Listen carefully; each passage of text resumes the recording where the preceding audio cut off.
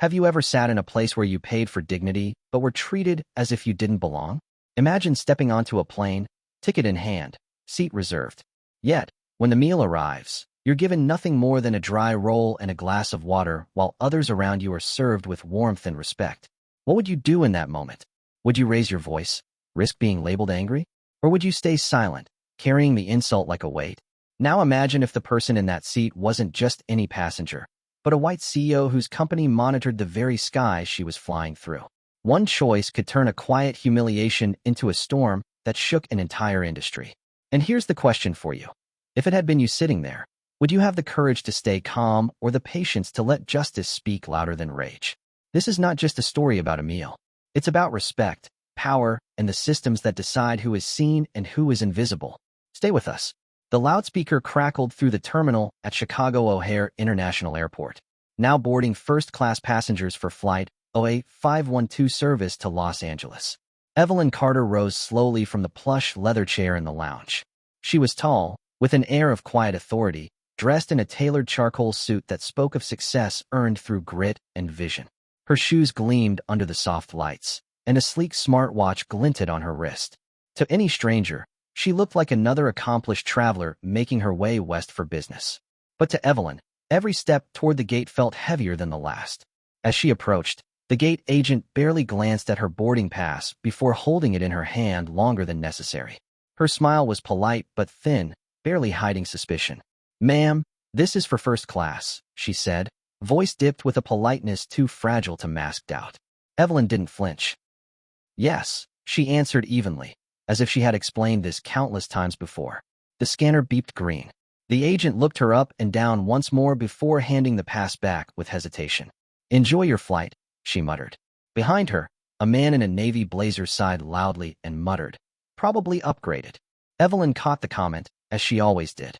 She tucked the pass into her jacket pocket, squared her shoulders, and walked down the jet bridge. The glow of first class shimmered with promise. Wide leather seats, ambient lighting, crystal glasses catching the light from overhead bins.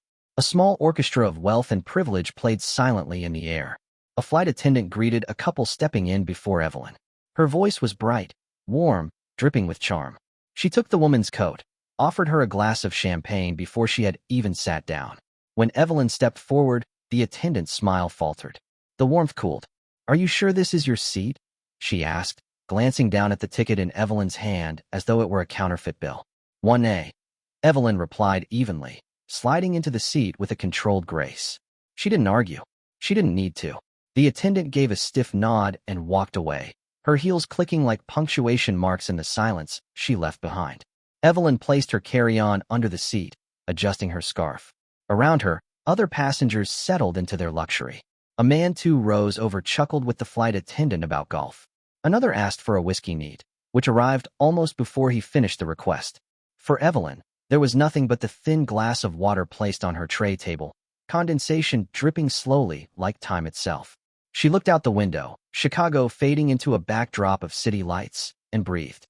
She had learned long ago not to react to the first sting. Sometimes the sting was a test. Sometimes it was the beginning of something larger. The boarding continued. A young mother with a toddler was guided gently to her seat, bags lifted for her without asking. A man in a tailored suit received an offer of champagne. The world seemed to bend for everyone but her. Evelyn sat still, but inside the old weight pressed against her chest. It wasn't about the champagne or the whiskey or even the smile withheld. It was the memory those moments always stirred. She remembered being 10 years old, sitting in a diner with her father in a small town in Georgia. He had asked for a slice of pecan pie. The waitress looked at him, then at Evelyn, then said coldly, "We're out." 10 minutes later, she brought the same pie to a white couple across the aisle. Her father had smiled, patted Evelyn's hand, and whispered, "It's not about you, it's about them." But Evelyn had felt the cut anyway. And decades later, in a first-class seat she had paid for without blinking, the cut bled fresh. The announcement over the intercom pulled her back to the present. "Cabin crew, prepare for takeoff." Evelyn shifted in her seat, inhaled deeply, and let the air settle in her lungs. She was not the girl in Georgia anymore. She was Evelyn Carter. She was the founder and CEO of Skyguard Technologies, the very company that monitored the skies for the airline she was flying on. And yet here she sat, a woman diminished to a question mark in the eyes of a flight attendant. She rested her hand on the armrest, fingers tapping slowly. She would not raise her voice. She would not demand attention. She knew better than most. The strongest voice was often the one that spoke last. As the engines roared to life and the plane began to climb, Evelyn closed her eyes for a moment. She heard the soft laughter of the couple across the aisle. She smelled the buttery aroma of champagne being poured for another passenger. And then she heard the sharp clink of glass as a single tumbler of water slid across her tray table. She opened her eyes. The same attendant stood above her, lips pressed into a line. "That's all we have for now," she said flatly. Evelyn looked at the water, then at her, then back at the water. Something inside her stirred. Quiet, patient, waiting. The story was only beginning. The cabin settled into a low hum as the plane leveled above the clouds. The city lights below flickered into darkness, swallowed by night, leaving only the glow of the cabin lights and the murmurs of luxury. Evelyn shifted slightly in her seat, adjusting the belt across her waist and glanced toward the aisle. The same attendant, Rachel Monroe, moved gracefully from row to row, her smile returning as if a switch had been flipped. She leaned close to an older gentleman in seat 3C, pouring him a glass of red wine. She asked about his day, laughed softly at his small jokes, and offered him a choice of appetizers, warm cashews or truffle crisps. The gentleman barely looked up as if such courtesy was his birthright. When Rachel turned and caught Evelyn watching, her smile faded once again. She shifted her tray, walked past Evelyn's row without pausing, and greeted another passenger with the same cheer she had withheld from her. Evelyn looked at her untouched glass of water. The condensation had spread across the napkin beneath it, bleeding into the fibers until it seemed as if the paper itself were wilting. She thought of all the boardrooms she had sat in, the polished tables and gold-lettered agendas, the way silence would sometimes fall when she entered. The world had changed, but not always as much as people pretended. Across the aisle, a couple in matching polo shirts ordered champagne. Rachel nodded quickly and returned moments later, balancing the tall, narrow flutes. The bubbles sparkled under the light. The couple clinked glasses, kissed lightly, and leaned back in comfort. In Evelyn's row, nothing. No offer, no menu, no question. Only the slow drip of condensation on the napkin and the weight of absence. She tried to turn her mind elsewhere. She opened the leather-bound notebook she carried in her briefcase, scanning a list of tasks for the upcoming week. A keynote speech in Los Angeles, a strategy session with investors, a private dinner with a senator. Each item was heavy, significant, and yet here, none of it seemed to matter. The silence around her grew louder with every laugh that rang from the other rows. With every cork popped, every plate of hors d'oeuvres sliding gracefully onto a tray table that wasn't hers. Rachel reappeared, this time with a small cart. On it were gleaming plates of lobster tail, filet mignon, roasted asparagus, and bowls of steaming pasta.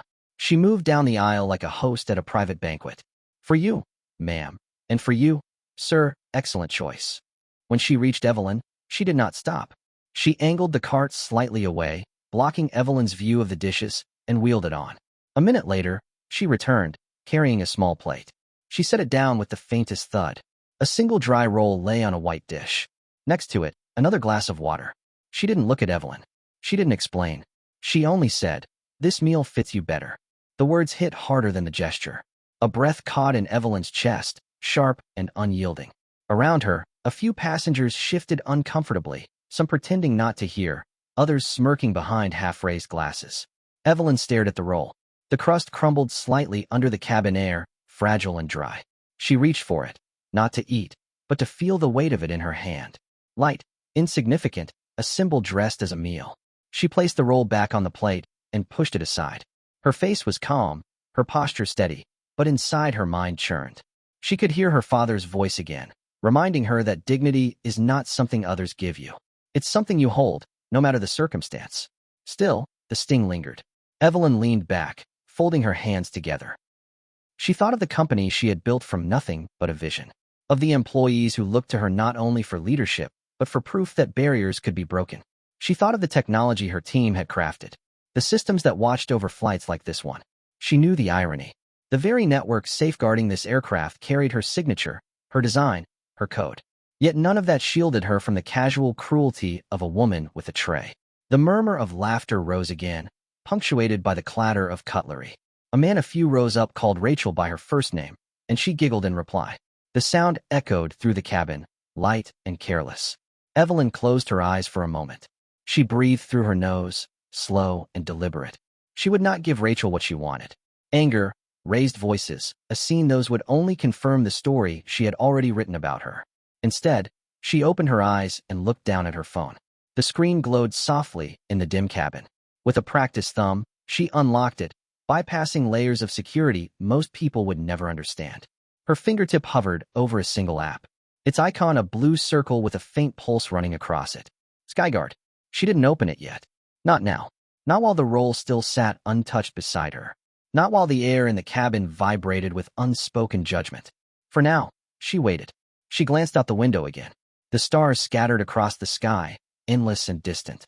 Somewhere beneath the clouds, the dark plains of America stretched on, carrying millions of stories like hers. Stories of men and women who paid the price, followed the rules, worked harder than anyone else, and still found themselves served less than crumbs. The roll remained on the plate. She would not touch it again. As the plane sped westward, Evelyn sat still, a storm brewing quietly inside her. Her face betrayed nothing, but her heart carried a weight that grew heavier with every passing mile. The night was long, and the story had only just begun.